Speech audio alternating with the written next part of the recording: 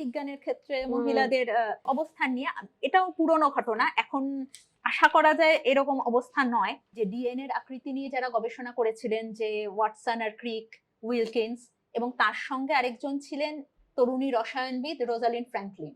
এই রোজালিন্ড ফ্র্যাঙ্কলিনের এক ছাত্র একটা ছবি তোলে, যে একটা এক্স রে প্যাটার্ন থেকে বোঝা যায় যে ডিএনএটা যে ডাবল হেলিক্স, ওই ফর্মটা কিন্তু ওখান থেকে পাওয়া যায়।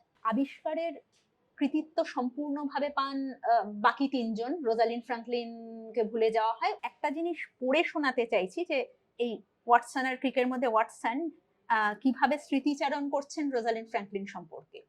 দেখেই বোঝা যেত সহজে এ মেয়ে ঝুঁকবে না।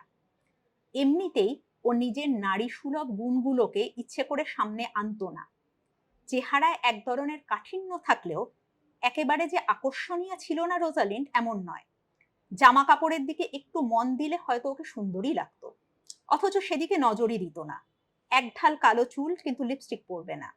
বয়স 31, এদিকে ওর পোশাক নির্বাচন নীল মোজা পরা বয়ঃসন্ধির ইংরেজ মেয়েদের মতো। আমরা তো ধরেই নিয়েছিলাম যে রোজালিন্ড নির্ঘাত কোনো খিটখিটে আর অতৃপ্ত মায়ের সন্তান।